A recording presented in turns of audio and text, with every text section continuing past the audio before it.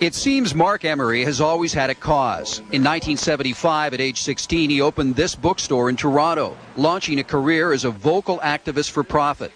He formed the Freedom Party in Ontario. He never won a seat, but the party still exists today. Moving to BC in the early 90s, his cause became the legalization of marijuana. He formed the BC Marijuana Party and ran for mayor, failing to win at both. Emery became an in-your-face activist defying our marijuana laws. He openly sold his seeds over the internet and encouraged the smoking of BC bud in public. This is all politically motivated. It's very clear. If Marc was not so outspoken, none of this would have happened. But because he's an outspoken activist, and the Americans are threatened by activists like him, they came and got him and took him out.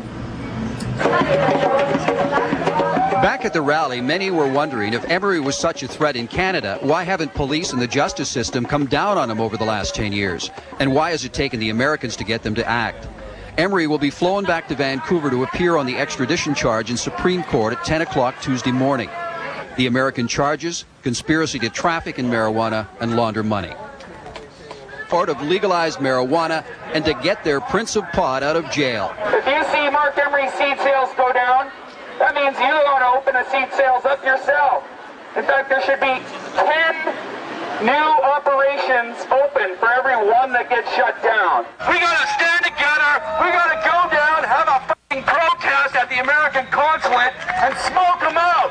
We're not going to lose ground. We're going to take it. Freedom is ours. Happens now, baby. Oh my God.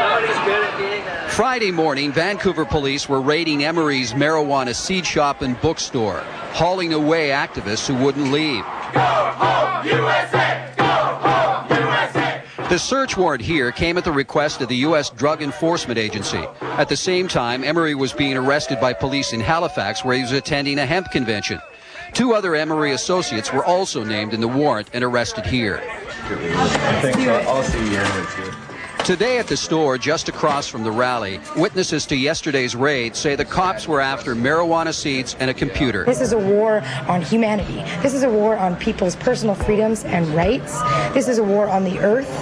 And this is a war on humans. Their activities resulted in the growing of thousands and thousands, tens of thousands of marijuana plants in America, thus involved in the allegedly in the illegal distribution of marijuana in this country. He is a drug dealer. This is all politically motivated. It's very clear. If Marc was not so outspoken, none of this would have happened. But because he's an outspoken activist, and the Americans are threatened by activists like him, they came and got him and took him out. Back at the rally, many were wondering if Emery was such a threat in Canada, why haven't police and the justice system come down on him over the last 10 years? And why has it taken the Americans to get them to act? Emery will be flown back to Vancouver to appear on the extradition charge in Supreme Court at 10 o'clock Tuesday morning. The American charges: conspiracy to traffic in marijuana and launder money. Today the shop was open, but they weren't selling seeds. Instead, they were protesting the treatment that their leader and spokesman received at the hands of the Canadian police acting under American orders. This is politically motivated persecution, not a criminal prosecution, and I don't think Canada should surrender one of its citizens to face this kind of political oppression in the United States. Emery wasn't the only one arrested yesterday, so his supporters were also raising money for the legal challenges that lie ahead. It cost us $25,000 to get Michelle bail yesterday. We had to get her out or she would have been until Tuesday, and she suffers from Crohn's disease, so that could have been a very serious problem. We're not going to let them just raid a movement out of existence.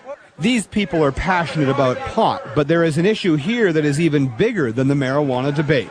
One cannot help but look at the statements made and note that there has been, at the very least, some ceding of sovereignty to the U.S. I think that you have to put aside Mr. Emery and his politics and look at the bigger issue, which is, to what extent should Canada alter its priorities and resources with respect to policing cannabis? We have very different conceptions from the U.S. And to what extent should we extradite people to face penalties that are substantially more severe than those that we impose?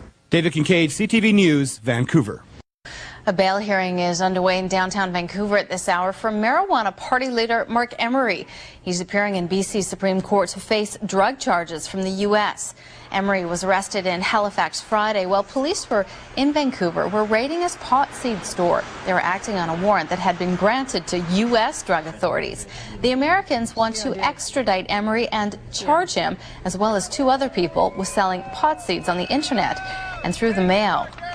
While selling marijuana seeds is also illegal in Canada, nobody has been prosecuted here for more than a decade. If he is extradited to the U.S. and convicted, Emery faces a sentence of 10 years to life. And just before we get to Adopt a Pet, some breaking news at BC Supreme Court in downtown Vancouver. Reporter Brian Coxford is outside court where marijuana party leader Marc Emery had been appearing this afternoon. Brian.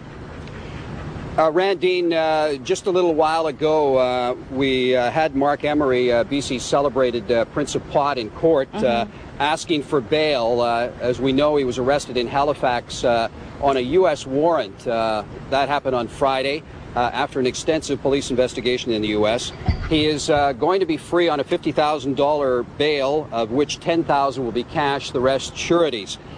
He has agreed that he cannot participate in any seed operation or sale of seeds during that while this case is being dispensed with. Are calling a major drug dealer is free tonight out on $50,000 bail while he fights extradition to the United States. Marc Emery is wanted south of the border for allegedly selling marijuana seeds to U.S. customers through the mail and over the internet. If convicted, the Americans could put him in prison for life. Yet these alleged crimes Canada has ignored for years. Global National's Jazz Johal reports. Pot activists waved their flag in victory after Marc Emery was told by the BC Supreme Court he would be granted bail and released. Emery's problems, however, don't end there. He must still fight extradition to the U.S., a country not sympathetic to marijuana seed sellers. The question is, does that give the United States of America jurisdiction, the power to try these people who are Canadian citizens who remained in Canada at all times, and all of their conduct was in Canada at all times? For 9 years, Emery sold marijuana seeds through the internet. His business was based in a Vancouver storefront and largely ignored by local police. It grew to the point, however, where American authorities allege Emery sold enough seeds during their investigation to cultivate up to 10,000 kilograms of pot. Those seeds, they say, were sold to people starting marijuana grow-ops in the U.S. Emery's seeds, authorities allege, weren't a small business either. His 2 business accounts showed transactions worth nearly $5 million Canadian. USA, go on, DEA! Activists argue by allowing the long arm of American law into Canada, our government is being hypocritical. Smoking marijuana for medicinal purposes is legal here, and when citizens want to grow pot for health reasons, where does Ottawa tell them to buy seeds? Health Canada, medical marijuana access people, when contacted by various people who've got exemptions under the legislation to possess marijuana, have asked, how do we get it? How do we get seeds? They've said, go to the internet.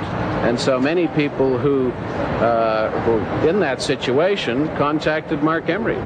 American authorities allege Emery and his staff coached undercover officers posing as buyers on how to start a marijuana grow-op and how to smuggle seeds across the border.